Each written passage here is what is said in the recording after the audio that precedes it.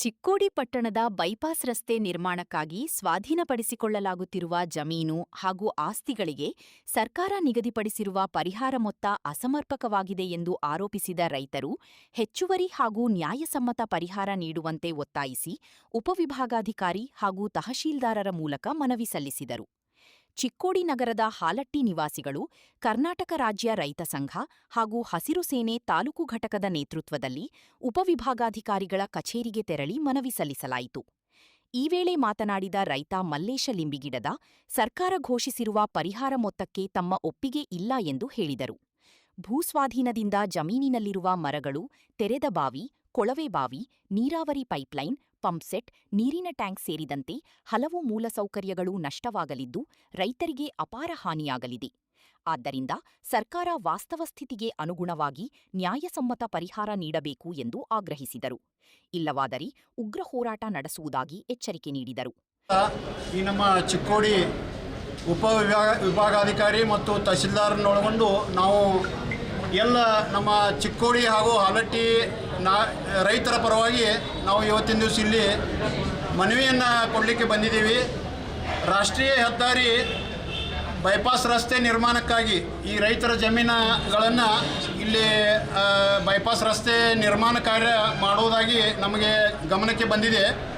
ಆ ಒಂದು ನಿಟ್ಟಿನಲ್ಲಿ ರೈತರ ಒಂದು ಇಲ್ಲಿ ಸಿಟಿಗೆ ಅಂಟಿಕೊಂಡಿರ್ತಕ್ಕಂಥ ಎಲ್ಲ ಜಮೀನುಗಳು ಲಕ್ಷಾನುಗಟ್ಟಲೆ ಬೆಲೆ ಬಾಳತಕ್ಕಂಥ ಜಮೀನುಗಳಿವೆ.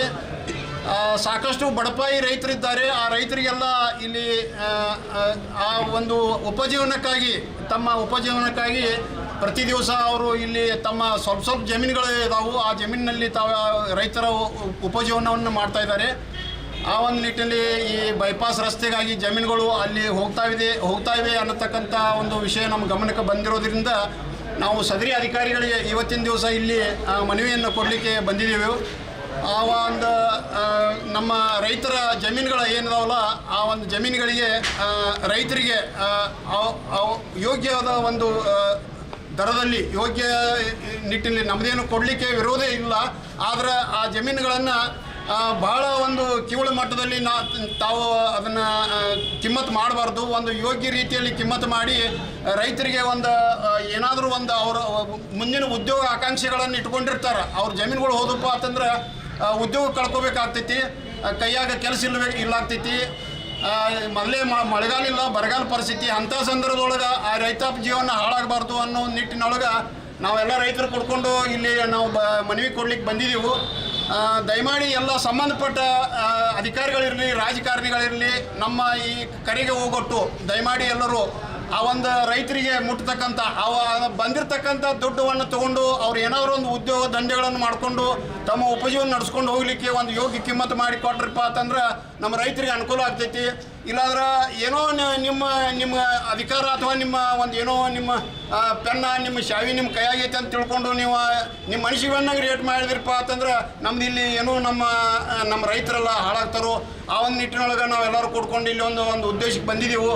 ದಯಮಾಡಿ ನಮ್ಮ ಒಂದು ಈ ಅಳಿಲನ್ನು ತಾವೆಲ್ಲರೂ ಕೇಳ್ಕೊಂಡು ಈ ಒಂದು ನಿಟ್ಟಿನೊಳಗೆ ಈಗ ಏನು ರೇಟ್ ಕೊಡ್ತೇವೆ ಅಂದ್ರೆ ಅಂದಾಜು ನಿಮ್ದು ಏನು ಡಿಮಾಂಡ್ ಐತಿ? ಈಗ ಅವ್ರು ರೇಟ್ ಏನು ಕೊಡ್ತೇವೆ ಅಂದಿದ್ದಾರೆ ಅನ್ನತಕ್ಕಂಥದ್ದು ನಮಗೆ ಇನ್ನೂ ತಿಳಿಪಡಿಸಿಲ್ಲ.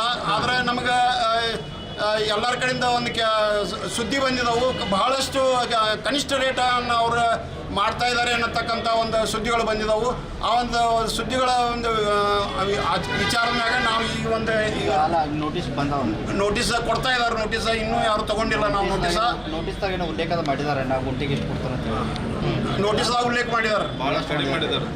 ನೋಟಿಸ್ದಾಗ ಉಲ್ಲೇಖ ಮಾಡಿದ್ದಾರೆ. ಬಹಳಷ್ಟು ಕನಿಷ್ಠ ಮಾಡಿದರು. ಅದಕ್ಕೆ ದಯಮಾಡಿ ಅದನ್ನು ಬಂದ ಸ್ಥಾನಿಕ ಚೌಕಶಿ ಮಾಡಿ ನಾವೆಲ್ಲ ಬಡಪಾಯಿ ಇದ್ದೆವು. ನಾವು ಅಟ್ಟೆ ಕೊಡ್ರಿ ಇಟ್ಟೆ ಕೊಡ್ರಿ ಅಂತ ನಾವು ಹಠ ಮಾಡಂಗಿಲ್ಲ. ಆದರೆ ನೀವು ಭಾಳ ನಾವು ಏನೂ ನಿಮ್ಮನ್ನು ಕೇಳಂಗಿಲ್ಲಪ್ಪ ಅಂತಂದ್ರೆ ನೀವು ಅತಿ ಕೇಳು ಮಾಡೋಕೆ ಹೋಗಬೇಡ್ರಿ. ದಯಮಾಡಿ ಅದಕ್ಕೊಂದು ಯೋಗ್ಯ ರೇಟ್ ಮಾಡಿರಿ. ಮತ್ತು ಎಲ್ಲ ನೀವು ಏನೂ ನಮ್ಮ ವಿಷಯನ ನೀವು ಗಮನಕ್ಕೆ ತೊಗೊಲಿಲ್ಲ ಅಂದ್ರೆ ನಾವೆಲ್ಲ ರೈತರು ಕೂಡಿ ನಾವು ಉಗ್ರ ಹೋರಾಟ ಮಾಡೋರ. ನಮ್ಗೆ ಅದ್ರ ಮೇಲೆ ನಮ್ದು ಎಲ್ಲ ಉಪಜೀವನದವು. ನಾವು ಬಡು ಮಂದಿದ್ದೀವಿ ಎಲ್ಲರೂ. ಯೋಗ್ಯ ರೇಟ್ ನಮಗೆ ಕೊಡಲಿಲ್ಲ ಅಂದ್ರೆ ನಾವು ಎಲ್ಲರೂ ಹೋರಾಟ ಮಾಡಕ್ಕೆ ತಯಾರಿದ್ದೆವು. ರೈತ ಭರತ ಜೂಗಳೆ ಮಾತನಾಡಿ, ಪ್ರತಿ ಗುಂಟೆ ಜಮೀನಿಗೆ 10 ಲಕ್ಷ ರೂಪಾಯಿ ಪರಿಹಾರ ನೀಡಬೇಕು. ಇಲ್ಲವಾದರೆ ವಿಷ ಸೇವಿಸಿ ಆತ್ಮಹತ್ಯೆ ಮಾಡಿಕೊಳ್ಳುವಂತಹ ಪರಿಸ್ಥಿತಿ ಎದುರಾಗುತ್ತದೆ ಎಂದು ಆಕ್ರೋಶ ವ್ಯಕ್ತಪಡಿಸಿದರು. ಗುಂಟೆಗೆ 10 ಲಕ್ಷ ರೂಪಾಯಿ ಕೊಡಬೇಕು ಅಂದ್ರೆ ಎಲ್ಲರೂ ವಿಷ ಕೊಡು ಸಾಯ್ಲಿಕ್ಕೆ ಬಂದೇವು ನಾವು. ಈ ಲೆಕ್ಕದಾಗ ನಾವು ಇದೇವ್ರಿ. ಗುಂಟೆಗೆ 10 ಲಕ್ಷ ರೂಪಾಯಿ ಕೊಡಬೇಕು. ಕರ್ನಾಟಕ ರಾಜ್ಯ ರೈತ ಸಂಘದ ಚಿಕ್ಕೋಡಿ ಘಟಕದ ಅಧ್ಯಕ್ಷ ಮನೋಜಕುಮಾರ ಮನಗೂಳಿ ಮಾತನಾಡಿ, ಚಿಕ್ಕೋಡಿ ನಗರದ ಹೊರವಲಯದಲ್ಲಿ ನಡೆಯುತ್ತಿರುವ ಭೂಸ್ವಾಧೀನ ಪ್ರಕ್ರಿಯೆಯಲ್ಲಿ ಸರ್ಕಾರ ಅತ್ಯಂತ ಕಡಿಮೆ ಪರಿಹಾರ ನಿಗದಿಪಡಿಸಿದ್ದು, ಇದರಿಂದ ರೈತರಿಗೆ ಭಾರೀ ಅನ್ಯಾಯವಾಗುತ್ತಿದೆ. ರೈತರ ಜಮೀನಿಗೆ ಯೋಗ್ಯ ಬೆಲೆ ನೀಡಬೇಕು.